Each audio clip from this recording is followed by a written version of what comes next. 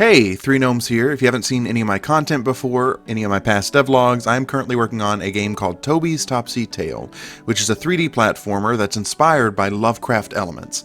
In my last devlog, I created a system for the pause menu, essentially where you can keep track of things you've collected, where you are, as well as doing a lot of the other things you'd expect a pause menu to do. I demonstrated the customization menu last time, but since then I've fully completed the look of that. So now, as you can see, there are 6 options for skin customization and 6 different weapons for you to use and collect and unlock. And on the right side of the screen, there's a display of what you've currently got equipped as you click it, which I made custom art for every single skin and candy cane. So stepping back to the last devlog that I made, I mentioned that there's this golden candy cane that you can unlock, and maybe if you use it and touch things, it'll turn them to gold. Well, it does. But in order to set this up, because I hadn't made things in the game with the intention of being essentially interactable with your weapon, I had to go through and meticulously choose every single thing in the world that didn't already have a tag and tag it with an interactable tag so that the game would essentially know which objects could be turned to gold or affected in different ways depending on what they were coming into contact with, which was very, very, very slow going. But at the end of the day, I think it'll be worth it when you, the player, can just really turn anything you want into gold. Next, I focused on learning how to do manual cuts or different transitions between one camera to the other, but I won't spend a lot of time on that. Next, I made the settings menu, which is really simple, just essentially, first and foremost, a slider bar, which I made with some custom images, that goes back and forth and allows you to change the volume of the music. You might also notice that for the text, I could have just thrown a Unity asset level text up on the screen and just edited it that way, but to really fit the style of the recipe book, I went through and made all of the text look like it was handwritten, which I think gives a lot of personality, but it did take a lot more time. At this point, I thought the other side of the page looked kind of blank, and I had a fun idea for what to put there. So hopefully you enjoy that. There's also a secret second setting that you can unlock somewhere in the game, but I'm not going to touch on that anymore. You're just going to have to play it to find it. The next thing I did for this menu was make it so that you could now exit to the main menu, and then if you do decide to exit, it takes you to where the main menu will be, because I haven't made it yet. So now, taking a step away from the pause menu, I decided to make one of the first enemies that I ever designed, who is essentially just a sack of flour that sneezes. He's intended to be one of the first enemies you encounter, so that you can practice attacking and killing.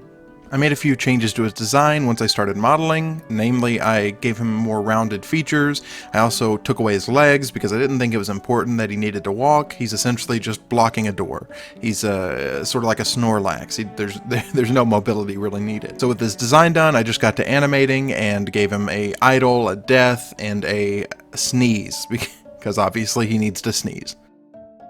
Next, I just threw him into Unity, no animations yet, and just gave him a collider that will be interactable with you. But of course, I made the common mistake I make every single time, which is I forgot to hit is trigger so that you don't collide with it. Because of course, I'm not just trying to give this flower a force field around him. I'm trying to give it a range where he can detect things. So fix that, set up his animations, and now he had his idle, but he also had his sneeze, which actually didn't do much without an actual sneeze sound or anything else to make it look like he's sneezing. So I went into the video editing software that I use, which is Filmora, and I just recorded myself sneezing, or fake sneezing, and then I did my best to line that up with the movement that he was making. And now the sack of flour sounded like he was sneezing. But it wasn't enough to just sound like he was sneezing. I also wanted to add in some projectile flour from his nose when he sneezes. So cool, kind of looks and sounds like he's sneezing.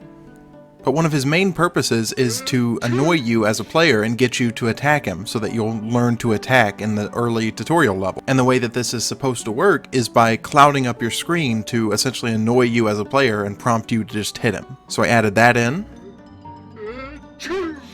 And this also adds to the fact that you just got sneezed on, really giving you that feeling. And now we had a sad, sick little sneezing first enemy. And while he's awful cute sitting out here in the fridge world in the bright sunlight, he actually belongs in the tutorial pantry area, essentially just blocking an exit you'll need to go through to continue playing the game. So I put him in his home, and now he looked appropriately sad for the environment.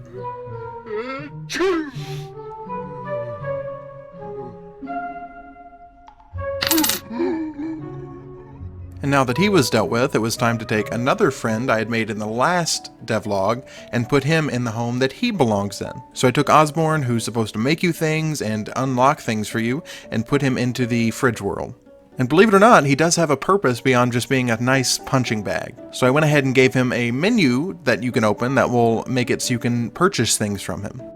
So as you can see, there are kind of three options there: upgrades, skins, and candy canes. And while the skins and candy canes are kind of obvious, they're just going to be the way that you can unlock new customization options. The upgrades actually give you direct access to new things that you can do. So first I made the menu for that, the upgrades, starting with double jump. And to get these, all you have to do is collect 10 coins from the world and then pay him, and then it unlocks. Simple enough. So I started with the double jump. And so once that was set up, I went ahead and added in the glide, and now you had both unlockable upgrades that you can get pretty much right at the beginning of the game. It's not meant to be very difficult, it's just meant to be a fun way to get new things to do and to learn how these menu systems are supposed to work.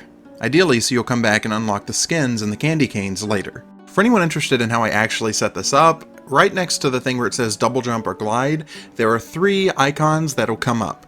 Either the one that shows it locked, the one that shows it with the key in it, or the one that shows it unlocked. If you don't meet the qualifications, so for instance, if you don't have the 10 coins, it'll just show it locked. If you go to him and you do have the 10 coins, it'll show it with the key in it, so that you can click on it and then it'll switch to unlocked. And all of these had to work so that they would change if the conditions changed. So if you used all your coins on the double jump, it would automatically switch so that you'd know you no longer could unlock the glide without getting more coins. So a little complex, but that's essentially how it works. And then, of course, when you unlock them, of course, I had to make it so that you could then use those abilities. So that was a pretty simple lock to make.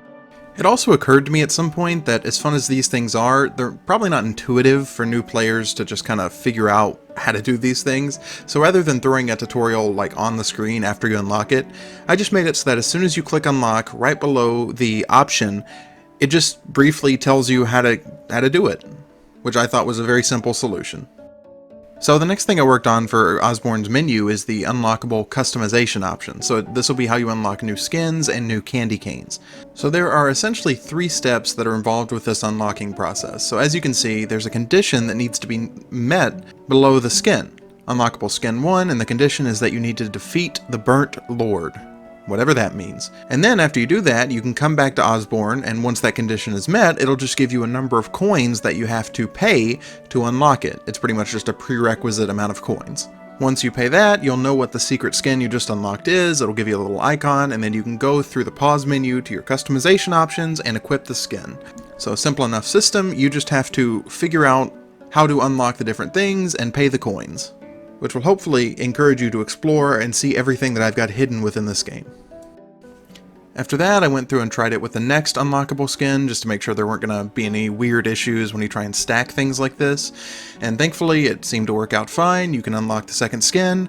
So from there, once I knew that was working, I went ahead and just did everything. And so here's a glimpse of some of the things you're going to have to do to try and unlock special secret skins in my game. After that, I went into the unlockable candy canes and started with the first one that you would need to get the silver key for as the prerequisite, and then it works the same way where you just pay the required amount of coins and then you unlock it and can equip it. Simple enough, and then I went ahead and did that for all of them. So here's some of the stuff you might have to do to unlock all of the candy canes. So I already started out this video by explaining that there is a secret skin for your weapon that will make it so that you can affect the world, you can change things to gold. But unlockable skins aren't the only thing in this game. There's also an unlockable different weapon, which operates pretty similarly to the candy cane, but just feels a little more real, and that is the crowbar, which actually is a different object. And I'm not going to explain to you exactly how to unlock this, but I will say it has to do with another secret I mentioned in this video. So good luck when you get the game trying to figure it out. That's kind of the fun thing about indie games. There's not going to be a player guide right away that's going to spoil how to unlock every secret. So good luck. I cannot wait for you guys to get your hands on this game. So thank you guys so much for your support throughout this entire process, and thank you for waiting so patiently. I know it's been a while since the last time I made a devlog. It has been a very rough couple months, honestly. First, I had to go out to Montana for a work trip to do photos, and then I actually sewed through my finger at work with an industrial sewing machine, which put a hole through the bone, which was rough and took some recovery time, slowed me down quite a bit. And then this month, I'm actually moving in with my significant other, so I've got that I've been dealing with as well. So it's been a really, really rough couple of months, but I'm excited to get back to work and get things popping out for you. So a lot of just adjusting and settling into this new situation that I'm in.